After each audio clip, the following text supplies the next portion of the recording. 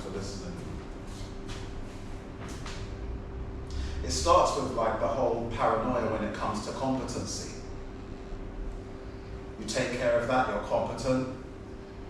There's still something missing. I'm black. You get over that, you lean into where entertainment culture says that you're the sexiest, the trendiest, the most relevant, most happening.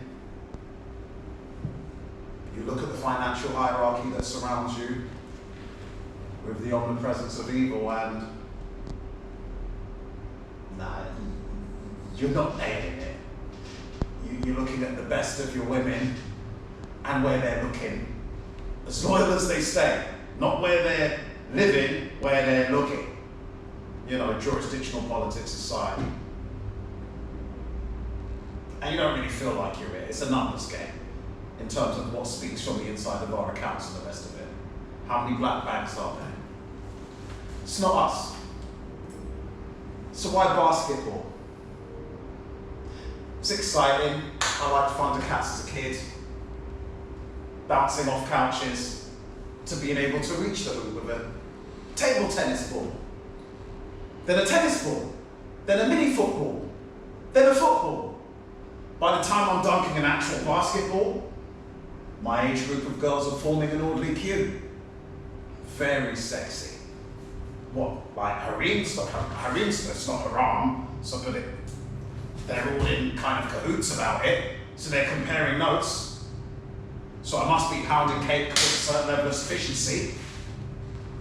Very empowering. All that an undersized man is ever going to need, right? Dunking on taller men. You're never going to have small man syndrome again. So that's it, right? You're not into the evils, but the people who are fluent with that financially look your way and say, if I wasn't me, I'd be him. Especially if he figures out the money thing, right? Because if the girls aren't with us, he's definitely on the menu with a gallon of sugar, right? Menu, right? That's all that's mattering, right? Wrong. I remember when it was so sexy, even if the girls are going to and fro us. But by the time you end up with somebody else's leftovers, you know, I might waste. So I'll make a leftover feel like princess number one, top of the menu, that's fine. It's never enough. Fast forward, you're just washing these kids' fucking sports jerseys. They're not listening to you, they're smoking. Now you're smoking because you're done nagging. Or is it just to stay relevant while sitting with one of the kids, then passing you, you know, the one that's a bit more confident than manners should have him? I can't present smoking teens to smoking like under 13s. Like, I'm sorry, where does that leave me in front of their parents?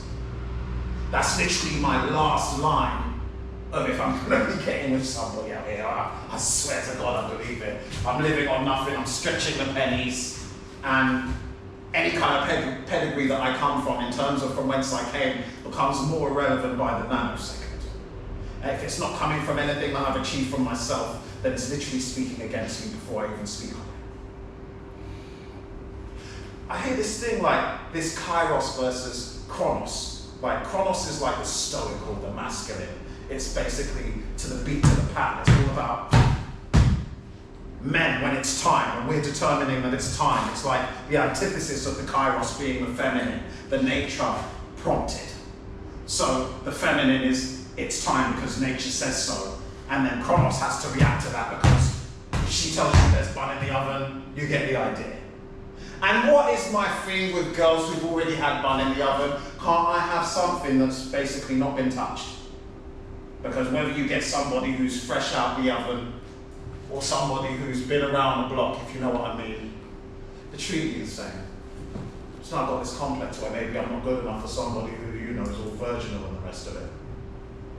And don't get me started with body counts. You can't even ask anymore. Now it pertains to some form of complex that you have if you want to know the kind of grade of woman that your baby's head's going to be crowning out of.